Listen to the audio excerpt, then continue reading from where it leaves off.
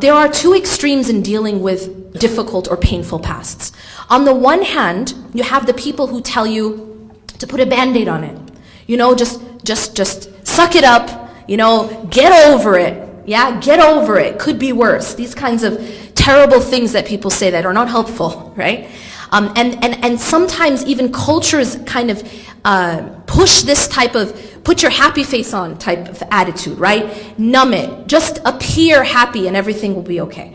And this is a little bit like getting a gunshot wound and putting a band-aid on it. Are you going to heal that way? Yes or no, guys? No.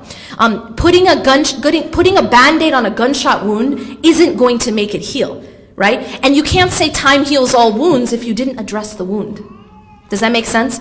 And so there's that side of the extreme where wounds are not being addressed.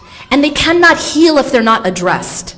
So part of healing is addressing the wound itself. And now how do you address it? Well, it depends on the situation. Sometimes it involves getting professional help.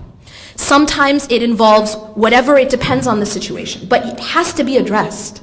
It cannot be ignored and you expect that it's going to go away because, again, a band-aid on a gunshot wound, it doesn't make it go. In fact, time is in fact it's going to become infected.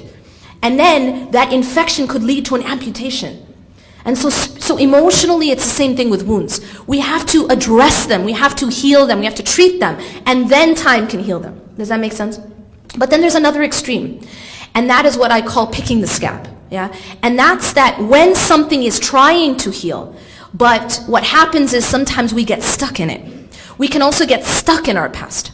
And that's another unhealthy pattern, where a person is not able to move forward because of this being stuck in the past. And again, that's something that's part of addressing it, is so that one can address it and then can move on. There's this quote that kind of summarizes this, that the past is a place of reference, not a place of residence. It's a place of reference, not a place of residence. What does that mean? It means that our past is a lesson for us.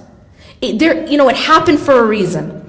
And everything that has happened to us in the past is something we can learn from, something we can grow from. But we have to be able to move forward. We have to be a people of progress. And part of being a people of progress is getting the help you need when you need it. And addressing those wounds in the proper way. But being able then to move forward and not being a people who are stuck. We cannot be a people who get stuck.